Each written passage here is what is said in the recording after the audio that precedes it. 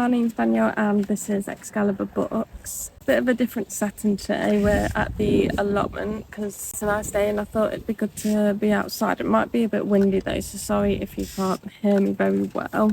Today I thought I'd do the mid-year freak out tag because obviously I've not done it before because I'm new on BookTube. I can't remember who created this, but I will link it down below. First of all, we're going to go through some stats. I'm doing this a bit late, by the way, because it's in July. It doesn't matter too much, I'm not too late. So far, I have read 31 books. I'll put the stats here. I was going to use Storygraph, but the app's actually down for maintenance, so I'm going to go on my core pile spreadsheet. Yeah, so I've read 31 books so far. I'm actually missing one off core pile, so I must have forgot to put it on and I don't know what it is, but according to my Goodreads and Storygraph it is 31. 19 of those were standalone books and 11 were continuing or starting a series. Yeah, I'm quite good at continuing series. I don't like to leave them too long without continuing because I forget what happened.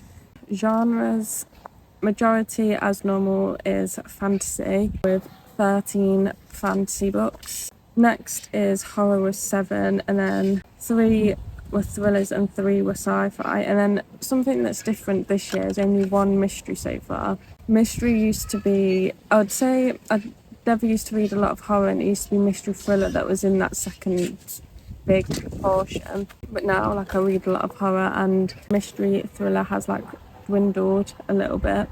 Well, a lot. It's what I'd expect with over half being fantasy. Fantasy is always and probably always will be my biggest genre. Ratings. Now my most rating is a 4-star and a 3.5 star, which is not what I expected. I didn't expect I'd rated that many 4 stars. I thought my average would be 3. So that's actually quite good. I thought I've only had a couple 5 stars this year so far, but I've actually had 5. So yeah, they're my stats. Quite better than expected with the ratings. So yeah, I'm happy with that. And I'm over halfway to the amount of books I want to read for the year. So I'm on track to hit my goal, which I think is 52 books. So we'll get into the questions. So question 1.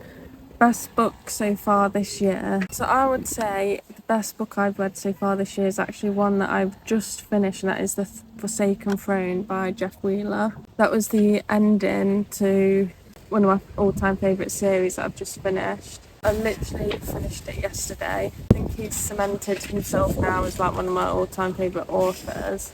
So I'm definitely excited to pick up more of a series.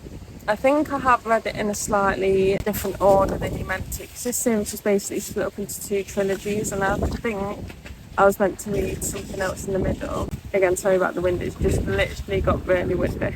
Talk about that more when I do my recent reads wrap up. So the best sequel I have read so far this year would be Finders Keepers by Stephen King.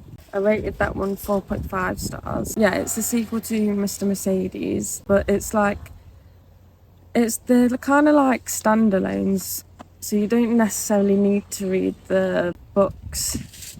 I think you need to read them in order, but I think you can, if you're only going to read one, I don't think it really matters that you didn't read Mr. Mercedes, because it's quite different. It's set in a different timeline, and it does quite a good job at wrapping up and talking about the last book. Yeah, so new release that I haven't read yet that I want to read would be The Language of Dragons. Now, I am quite nervous about this one because it's set in a time period that I don't typically reach for or enjoy reading, which is the 1920s. But it's about dragons and learning about their language, which I'm really interested in. So I think the time that it's set in is actually making me more interested because I want to know if I do like it. So yeah, that's the book that is a new release that I want to read. Most anticipated release for the rest of the year. Now this is one that I'm so excited for. I'm a massive fan of the Witcherverse. I've read all the books, I've played all the games, watched the series. But yeah, we won't talk about that series. There is a new book coming out that is a prequel. It's set when Geralt is 18 and he's on his first mission, so that is really exciting. That is Crossroads of Ravens, and I think that's coming out around October or September, I'm not quite sure, but around that time. So I will be pre-ordering that when I get the chance. I tried to pre-order it a few weeks ago and it wasn't letting me yet, so I'll check again. Number 5, biggest disappointment. My biggest disappointment this year was probably Mary by Nat Cassidy. I think I've mentioned it in a few videos. I was bigging that book up in my head a lot. I thought it was going to be like my favourite read of the year. I even bought like a copy, and it was like a physical copy, and it was really expensive. And then I thought it was just okay, and I rated it 3 stars. I think if I wasn't bigging it up to be a 5-star read, then it wouldn't have disappointed me that much, and I might have rated it a bit higher. But I was just really disappointed with it. But I have got all of Nat Cassidy's other books, so I do have high hopes for them, especially Rest Up. I'm excited to read that one. And I recently just got, is it When the Wolf Comes or something? I just got that the other day in an Abominable Book Club box.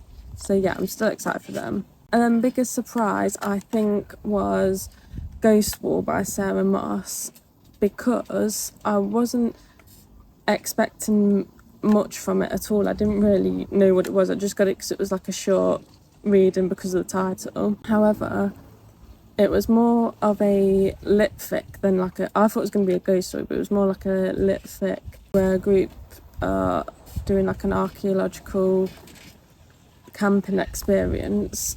And I didn't think I really liked that type of book, and my surprise was that I gave it 4 stars and I really enjoyed it. It wasn't my most highly rated book, but I was still surprised that I enjoyed the story that it was. New favourite author. I don't think I've read enough of new authors to cement a new favourite author, but I would say I gave Grace Curtis a 5-star this year with Floating Hotel, and I see the potential of her becoming a favourite author if her newer books are like that one. So I've got, I think it's called Frontier. I've got that book to read, and if I enjoy that one, I can definitely see her becoming a favourite author. And again, Sarah Moss, she's got loads of like short novellas that are like Ghost Wall, and if I keep getting them and keep enjoying them, she could definitely become one of my favourite authors as well. Number 8, newest fictional crush.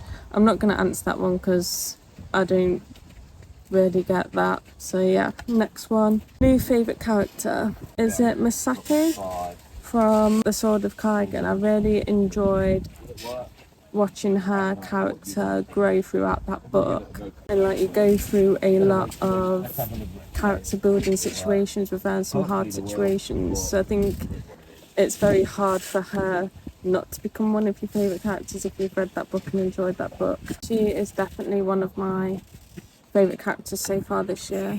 And then last but not least, a book that made you cry.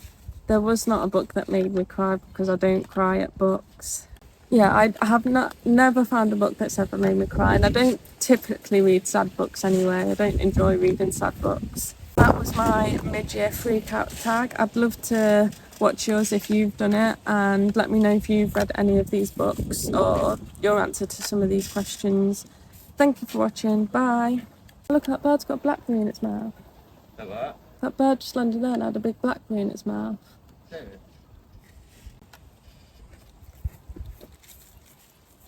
Ooh. Jeez. Trying to record a video.